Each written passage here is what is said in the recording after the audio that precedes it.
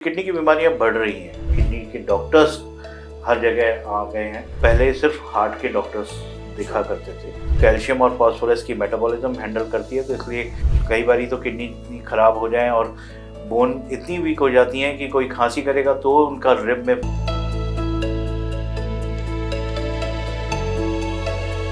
National kidney foundation पूरी दुनिया में देखा जाए तो 2 मिलियन से ज्यादा लोग क्रॉनिक किडनी डिजीज से गुजर रहे हैं और कहीं ना कहीं डायलिसिस पे जिंदा है और जरूरत पड़ती है आगे जाके किडनी ट्रांसप्लांट की। ये बहुत ही वरीसम टॉपिक है और आज हमें जरूरत है ज्यादा से ज्यादा जनता को अवेयर किया जाए, जितना ज्यादा हो सके इसको डिस्कस किया जाए। और इसी विषय में आपकी होस्ट शालिनी जमीला आपकी मुलाकात करा रही हूँ डॉक्टर सलील जैन से। स्वागत है सर आपका।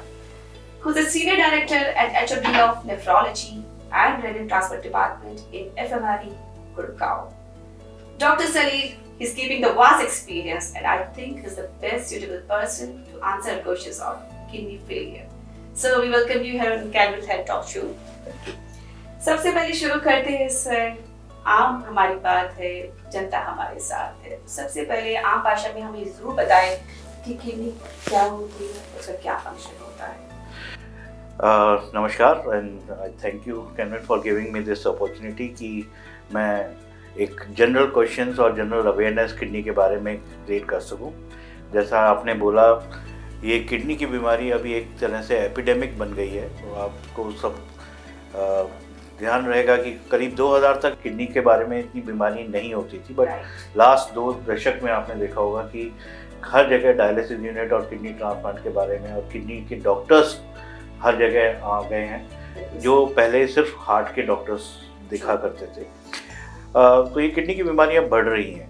और जो आपका सवाल है कि किडनी क्या हैं, कैसी हैं, तो जैसे आप हमारे स्क्रीन में देख सकते हैं, हमारे पास 2 किडनी होती हैं और एक्चुअली इनका साइज़ करीब एक मुट्ठी के बराबर होता है और ये हमारी बैक में होती हैं।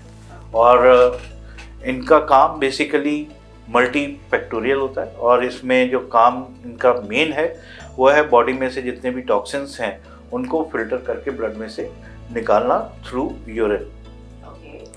और इसका काम है कि बॉडी में सॉल्ट वाटर का बैलेंस करना, electrolytes sodium, potassium, chloride, calcium, phosphorus, magnesium, blood का पीएच मेंटेन करना, जो कि बहुत एसेंशियल है कि जो बॉडी में जितने भी रिएक्शंस चल रहे हैं आपके और जितनी भी एक्टिविटी हो रही है माइक्रो लेवल पे, उसके लिए ये पीएच बहुत ज़रूरी होता है। तो इसका एक बहुत बैलेंस क्रिएट करना, और अगर ये पीएच खराब हो जाता है तो बॉडी मतलब लाइक काफ़ी रिस्क हो जाता है and it can result actually in death actually. So इसको हम बोलते हैं कि ये बहुत ज़्यादा एसिडोसिस हो गई या एल्कोडोसिस हो गई, that can have an impact on the life of a patient and it can be very risky. So ये बहुत फाइन बैलेंस किडनी मेंटेन करती है।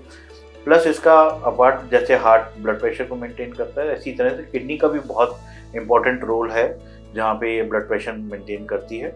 और हड्डियों का स्ट्रेंथ कैल्शियम और फास्फोरस की मेटाबॉलिज्म हैंडल करती है, तो इसलिए हड्डियों की जो सेहत है ये किडनीज के ऊपर बहुत इम्पोर्टेंट फंक्शन हो जाता है। और कई बारी तो किडनी इतनी खराब हो जाए और बोन इतनी वीक हो जाती हैं कि कोई खांसी करेगा तो उनका रिब में फ्रैक्चर होने का डर रहता है, हल्का सा गिर जाए तो उससे फ्रैक्चर हो सकता है। सो इसके अलावा जो एक और है फंक्शन इसका किडनी का, कि एक ये हार्मोन सीक्रेट करती है जिसका नाम है एरिथ्रोपोइटिन, जो हमें हीमोग्लोबिन बनाने में हेल्प करता है। तो ये हार्मोन बोन मैरो को इंस्ट्रक्ट करता है जब हीमोग्लोबिन कम हो जाता है बॉडी में कि वो खून बनाए। अगर किडनी हमारी ये ख़राब हो जाती है तो ये मैसेज बोन मैरो को नहीं पहुंचता और वो फिर खून नहीं बना पाती। तो किडनी जब ख़राब हो जाती है तो हमें ये एक्सटर्नली देना पड़ता है पेशेंट्स को कि वो खून बनाए। तो ये कुछ इम्पॉर्टेंट फंक्शन है किडनी के जो मैं बता सकता हूँ कि अगर ये किडनी ख़राब हो जाती है तो ये सारे फंक्शन ख़राब होते हैं और इसके लिए एक पेशेंट की लाइफ में काफ़ी चेंजेस हैं। किडनी कितना अहम रोल प्ले करती है। हम सिर्फ ध्यान देते हैं कि हमारा हार्ट ठीक है या कुछ है, लेकिन किडनी भी उतना ही इम्पोर्टेंट है हमारी बॉडी को सर्वाइव कराने के लिए। डॉक्टर सलील, नेक्स्ट क्वेश्चन कम्स कि हम जो टॉपिक डिस्कस करने जा रहे हैं कि किडनी फेलियर क्यों होती है, क्या कारण है, क्या हमारा खान पान, नशा, दारू, क्या ये रिलेटेड है इससे? सो डायबिटीज़ और ब्लड प्रेशर ये 2 मोस्ट कॉमन रीज़न है पूरे वर्ल्ड में जिससे कि किडनी खराब हो रही है। और ये डायबिटीज़ और ब्लड प्रेशर जो आपका सोचना है कि ये दोनों चीज़ें लाइफस्टाइल से बिल्कुल क्लोजली लिंक्ड हैं। तो अगर हम देखा जाए कि डायबिटीज़ और ब्लड प्रेशर की एक जगह मीठा ज़्यादा होता है, एक जगह नमक ज़्यादा होता है, तो दोनों का जहाँ पे ज़्यादा सेवन होगा उतनी ही ये दोनों बीमारियाँ बढ़ेगी। प्लस ओबेसिटी हो गया और लैक ऑफ एक्सरसाइज हो गया, हमारा एक्सरसाइज करना कम हो गया। जहाँ भी हम जाते हैं आजकल गाड़ियों से जाते हैं, वॉक करना हमारा कम हो गया है, सेडेंटरी लाइफस्टाइल हो गया। और इसकी वजह से ये डायबिटीज़ और ब्लड प्रेशर के पेशेंट बढ़ रहे हैं। और जितने डायबिटीज़ और ब्लड प्रेशर के पेशेंट बढ़ रहे हैं उतनी ही किडनी की बीमारियाँ उतनी ही बढ़ रही हैं। और स्मोकिंग एक ऐसी चीज़ है जिसका डायरेक्ट डेफिनेटली आप सबको मालूम है कि लंग्स पे फ़र्क पड़ता है, but at the same time इनका डायरेक्ट इम्पैक्ट किडनीज पे भी पड़ता है। ओबेसिटी का किडनी पे डायरेक्टली इम्पैक्ट पड़ता है। सो डायबिटीज़ और ब्लड प्रेशर देखा जाए तो सबसे कॉमन रीज़न है। थर्ड मोस्ट कॉमन रीज़न है जैसे हम कहते हैं ग्लोमेरुलोनेफ्राइटिस। ये एक तरह की प्रॉब्लम है जो ज़्यादातर इम्यून सिस्टम जो हमारा प्रोटेक्ट करता है हमें बाहर के इन्फेक्शन से, यही इम्यून सिस्टम हमारी बॉडी को और हमारे बॉडी के अंगों को बाहर का समझने लगता है और अटैक करता है। तो इसे बोलते हैं ऑटो इम्यून डिजीज। हमारा ही इम्यून सिस्टम हमें ही डैमेज करने लगता है। तो ये ग्लोमेरुलोनेफ्राइटिस की कंडीशन होती हैं जो थर्ड मोस्ट कॉमन है। इसके अलावा यूरिन इन्फेक्शंस हो गए, किडनी स्टोन्स हो गए, मेडिकेशंस जो आजकल ओवर द काउंटर मिल रही हैं, पेन किलर्स हो गए, एंटीबायोटिक्स का जो ओवर यूज़ हो रहा है, और कुछ जेनेटिक बीमारियां होती हैं जैसे पॉलीसिस्टिक किडनी डिजीज़ वगैरह जो किडनीज को ख़राब करती हैं। इसके अलावा यूरिन के फ्लो में अगर ऑब्स्ट्रक्शन हो जाए, तो जैसे किडनी स्टोन्स होते हैं उसमें यूरिन का फ्लो रुक जाए, ब्लैडर में प्रॉब्लम हो जाए, या उसकी वजह से बार बार अगर रिकरेंट यूरिन इन्फेक्शन हो रहे हैं तो ये किडनी को डैमेज कर सकते हैं। Okay, so next question comes कि आपने बता दिया कि किस वजह से हमारी किडनी खराब होती है, फेलियर के चांसेस बढ़ते हैं। अब हमारी जनता को ये जानना बहुत ज़रूरी है कि क्या लक्षण या क्या सिम्टम्स बॉडी में आते हैं जिसको हम आइडेंटिफाई कर पाएँ, या कोई प्री डायग्नोस्टिक सिम्टम्स होते हैं? सो किडनी एक ऐसा ऑर्गन है जिसका कई बार 90% तक डैमेज हो जाती है, तो कई बार उसका सिम्टम्स ही नहीं आते।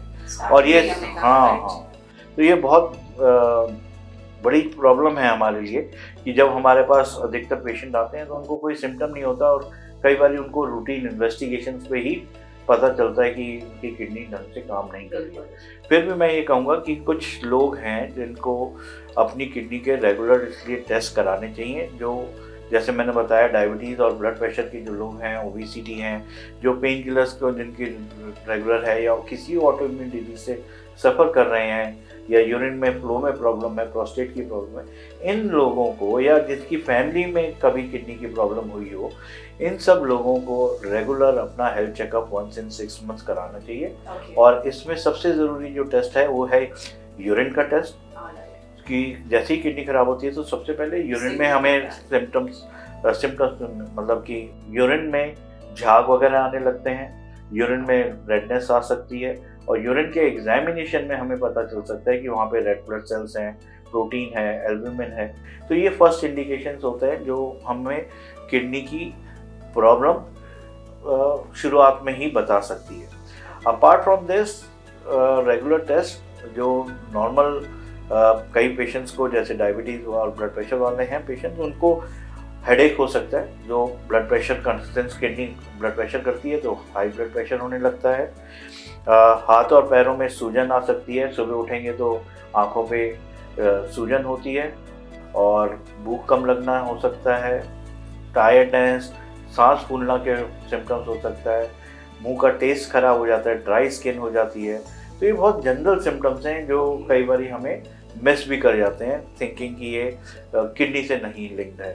बट आजकल मैं फिजिशियन से रिक्वेस्ट करूंगा कि ये सिम्टम्स को थोड़ा सा ध्यान रखें, और किडनी का टेस्ट एक जनरल हेल्थ चेकअप में रेगुलरली इंक्लूड कीजिए।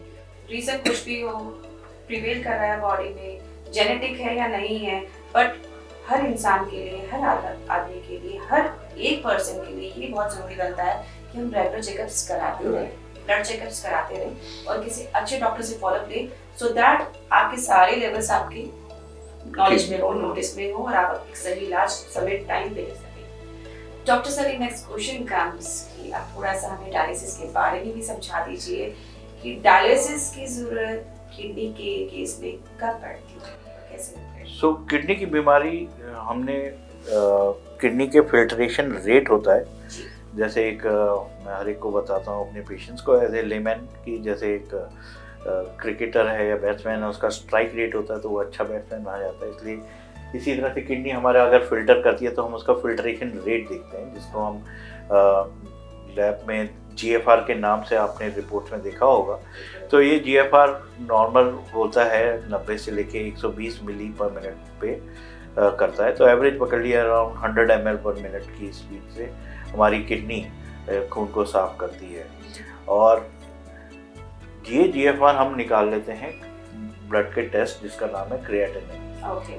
तो क्रिएटिनिन नॉर्मली अराउंड 1.2 1.4 के करीब है हर ज़्यादातर लैब्स में। तो उसका ही लेकिन कन्वर्ट करके हमें हमेशा देखना चाहिए कि वो एस्टिमेट कर लें कि GFR कितना है। आइडियली GFR का जो टेस्ट होता है वो न्यूक्लियर मेडिसिन में होता है, जैसे DTPA स्कैन कहते हैं, वो पूरा दिन लग जाता है, तो इसलिए आप कर नहीं सकते हैं उसको as a close monitoring investigation नहीं लग सकते। तो क्रिएटिनिन एक टेस्ट है, उसको आप फार्मूला होता है उससे, और कई लैब्स तो उसे कन्वर्ट करके ही देती हैं GFR। तो इस GFR के बेसिस पे हमने किडनी की बीमारी को 5 स्टेजेस में डिवाइड किया है।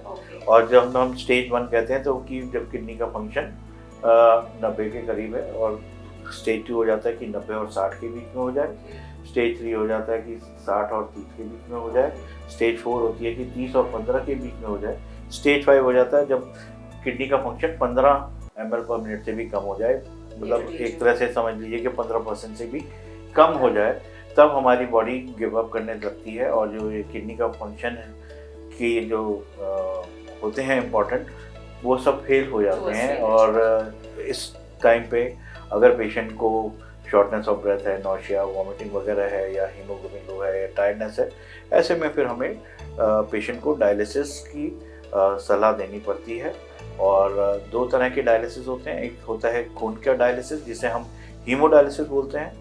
उसके लिए हाथ में एक फिस्टुला बनाना पड़ता है, जिसको 1.5-2 महीना लगता है तैयार होने में। तो इसकी तैयारी हमें तभी करनी चाहिए जब हम स्टेज 4 हो किडनी की डिजीज़। और एक होता है डायलिसिस जिसे बोलते हैं पेरिटोनियल डायलिसिस। इसमें स्पेशल वाटर की तरह बैग्स आते हैं जिसको हम घर पे खुद से कर सकते हैं पेशेंट को, लेकिन इसकी एक एडवांटेज है कि आप अपने टाइम पे अपने घर पे इसको कर सकते हैं, परफॉर्म कर सकते हैं। ये इसे बोलते हैं पेरिटोनियल डायलिसिस। और तीसरा जो है ऑप्शन हमारे पास रहता है वो है किडनी ट्रांसप्लांट का। और ये किडनी ट्रांसप्लांट जो है ये सबसे बेस्ट ऑप्शन है अगर पेशेंट की हार्ट की कंडीशन और फिजिशियन का एग्जामिनेशन के बाद लगे कि हाँ ये इस तरह का ऑपरेशन झेल सकते हैं। तो हाँ करेक्ट, तो I think the kidney transplant is the best option. ये बेस्ट क्वालिटी लाइफ की देता है और इससे पेशेंट लंबे टाइम तक जी सकते हैं नॉर्मल लाइफ। Very nice. तो सलील, आपने जैसे बताया कि किडनी ट्रांसप्लांट जो है बेस्ट ऑप्शन है, तो एक सवाल बनता है कि एक तो what is the right age to get the kidney transplant done, and secondly sometimes we hear कि ऐसा भी होता है कि लोग डरते हैं, इस फेयर में रहते हैं कि किडनी ट्रांसप्लांट कराया तो पता नहीं आगे क्या क्या हो जाएगा, और किडनी ट्रांसप्लांट कराया तो शायद कॉम्प्लिकेशंस आगे फिर से बढ़ती है। इसको क्लियर करना पॉसिबल। सो हमारे पास जब किडनी के पेशेंट्स आते हैं तो उनके पास 2 ही ऑप्शन होते हैं, या तो डायलिसिस कर लें या किडनी ट्रांसप्लांट कर लें। तो अगर मैं एवरेज पकड़ूं तो मैं किसी को डराना नहीं चाहता, लेकिन एक एवरेज पकड़ लीजिए कि 100 पेशेंट्स आए हमारे पास और हमने उन सबको डायलिसिस पे रखा, चाहे वो हीमोडायलिसिस हो या पेरिटोनियल डायलिसिस। तो एक एवरेज लाइफ स्पैन आप समझिए कि 5 साल में करीब 30 to 50% patients he will be alive. So actually देखा जाए तो ये बहुत ही ख़राब आउटकम है।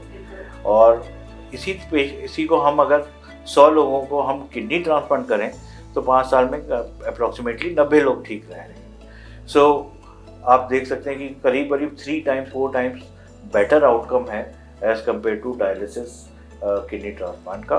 और आप जो कह रहे हैं कि हाँ डेफिनेटली कॉम्प्लिकेशंस और इसमें दिक्कतें हो सकती हैं, क्योंकि ये भी ट्रीटमेंट है और इसमें भी हम मेडिकेशन यूज़ कर सकते हैं, और तो उनके भी साइड इफ़ेक्ट्स वगैरह होते हैं थोड़े बहुत। लेकिन आप देखें कि किडनी ट्रांसप्लांट के बाद हम इन्फेक्शन होने का डर वो बढ़ जाता है, किडनी बॉडी ने एक्सेप्ट नहीं की, उसे हम रिजेक्शन बोलते हैं, वो होता है। प्लस जो हम स्टीरॉयड और कई मेडिकेशन होती हैं जिसका नाम टेक्रोलिमस और माइक्रोफिनलेट होते हैं, वो यूज़ करते हैं, उससे शुगर बढ़ने का चांसेस होते हैं, blood pressure, haemoglobin, white blood cell count, bone पे असर, बालों पे असर, बहुत सारे साइड इफ़ेक्ट्स हैं। बट जब हम देखते हैं कि किडनी ट्रांसप्लांट का जो फ़ायदा है वो ह्यूज है as compared to this side effects which is very small. So side effects होते हैं, किसी किसी अनफॉर्चुनेट को हो सकता है कि वो साइड इफ़ेक्ट्स जल्दी हो जाए, बट यूजुअली यस, क्योंकि अगर हम इस छोटे से साइड इफ़ेक्ट की प्रोफाइल देख के डर जाएं और ट्रांसप्लांट नहीं कराएं, तो मेरे को लगता है कि हमारे पास ऑप्शन पे डायलिसिस का रहेगा। तो डायलिसिस भी ऐसा नहीं है कि बिल्कुल सेफ है, उसमें भी ये सब कॉम्प्लिकेशंस, इन्फेक्शंस के और ब्लड प्रेशर फ्लक्चुएट होने के बहुत रहते हैं। I think it's true in every medical field, कोई भी बीमारी हो, चाहे वो हार्ट से रिलेटेड हो, चाहे किडनी से रिलेटेड हो, चाहे आपके लंग से रिलेटेड है, प्रोस एंड कॉन्स हर जगह। तो we have to look further कि कितने बेनिफिट्स हमें मिल रहे हैं कि एंड जो हमारे साइड इफेक्ट्स हैं, माइनस चीजें हैं, उसको हम मैनेज कर सकते हैं। तो we should take the risk. Doctor Salim, my next question comes कि आपने बताया ट्रांसप्लांट के कितने बेनिफिट्स हैं, टेकिंग की नेगलेक्ट कर सकते हैं कि इसमें जो डिसएडवांटेजेस व्हिच इज मैनेजेबल। अब हम बात करें साइंस की या तरक्की की, क्या साइंस ने कुछ ऐसा इन्वेंट किया है aside from dialysis and transplant की जो हेल्प कर सके एक किडनी पेशेंट को which is accessible to everybody? तो मैं स्टार्ट करूंगा कि हम प्रिवेंशन पे जाएं पहले और पेशेंट्स को आइडेंटिफाई करें, और कई यूरिन के टेस्ट हैं जो अभी आए हैं मार्केट में जिसके हमें किडनी की बीमारियां अर्ली स्टेजेस पे पता चल जाती हैं, और इससे फिर हम ट्रीटमेंट करके उन पेशेंट्स को डिले कर सकते हैं कि हाँ डायलिसिस में ना पहुँचे। इसी तरह से कई मेडिकेशंस आई हैं जो पेशेंट्स एस्टेब्लिश किडनी डिजीज़ के हैं, क्रॉनिक किडनी डिजीज़ के, उनको स्टेबलाइज रखा जाए, उनकी जो प्रोग्रेशन है टुवर्ड्स डायलिसिस या स्टेज 5 उसको बहुत स्लो कर सकें। तो ये हमारे पास तो कई मेडिकेशंस लास्ट 5-6 साल में हमने देखी है। रही बात डायलिसिस की, तो डायलिसिस की अच्छी नई मशीन, फिल्टर्स आए जो टॉक्सिन लेवल को कम कर सकें। खून बढ़ाने के जो पहले इंजेक्शन थे वो टैबलेट फॉर्म में भी आने लगे, तो पेशेंट्स के लिए थोड़ा सा कन्वीनियंट हो गया है। और एक नई तरह की पॉकेट और बेल्ट डायलिसिस बोलते हैं, जिसमें कि वो सोच रहे हैं कि डायलिसिस की मशीन को कंप्रेस कर दिया जाए। जैसे पहले हमारे पास मोबाइल बड़ा होता था, अब घड़ी में भी आने लगा है, इसी तरह से डायलिसिस की मशीन को कंप्रेस करके एक छोटा कर दें and you can wear it like a belt. इसके लिए भी काफ़ी रिसर्च हो रही है, और ये आई थिंक नेक्स्ट 5 ईयर्स में हम देखेंगे कि ये मार्केट में आ जाएगी। और किडनी ट्रांसप्लांट में भी नई नई मेडिकेशंस हैं जो जिनके मेडिकेशंस के साइड इफ़ेक्ट्स कम हैं, और सर्वाइवल ऑफ द किडनी जो है वो ज़्यादा बेहतर है। इस तरह की कई मेडिकेशंस और टेक्निक्स भी निकाली गई हैं। रोबोटिक सर्जरीज़ है, जो पहले ओपन करते थे, लेप्रोस्कोपी से करते थे, अब रोबोटिक सर्जरीज़ इन्वॉल्व हो गई हैं।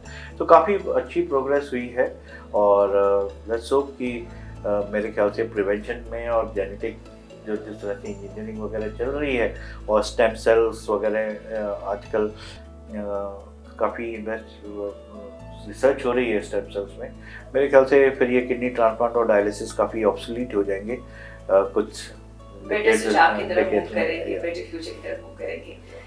डॉक्टर सलीम, आई थिंक हमारी बहुत सारी बातें हो गई किडनी फेलियर को लेकर, तो मैं चाहूँगी ऑडियंस हमारे साथ है, जनता भी देख रही है, तो कुछ ऐसे टिप्स, डाइटरी टिप्स या एक्सरसाइज टिप्स आपके थ्रू जनता को मिले जिससे किडनी खराब ही ना हो, हम सेहतमंद रहें और एक अच्छा फ्यूचर बनाएं। सो मेरा सजेशन ये रहेगा, जैसे हमने बताया कि कुछ पॉपुलेशन हमारी एट रिस्क होती है किडनी डिजीज़ की, जिसकी फैमिली हिस्ट्री में हो, किडनी जेनेटिक हो, जिसको डायबिटीज़ हो, ब्लड प्रेशर हो, यूरिन इन्फेक्शंस हो, किडनी स्टोन्स हो, या पेन किलर्स ले रहे हैं या ऑटोइम्यून डिजीज़ हैं, इन सब ग्रुप वाले पेशेंट्स को अपना रेगुलर हेल्थ चेकअप ज़रूर कराना चाहिए 6 मंथ में या 1 साल में, क्योंकि कई बार जैसे मैंने पहले भी बताया कि सिम्टम्स हर एक को नहीं आते हैं, तो इनमें मॉनिटरिंग बहुत ज़रूरी है।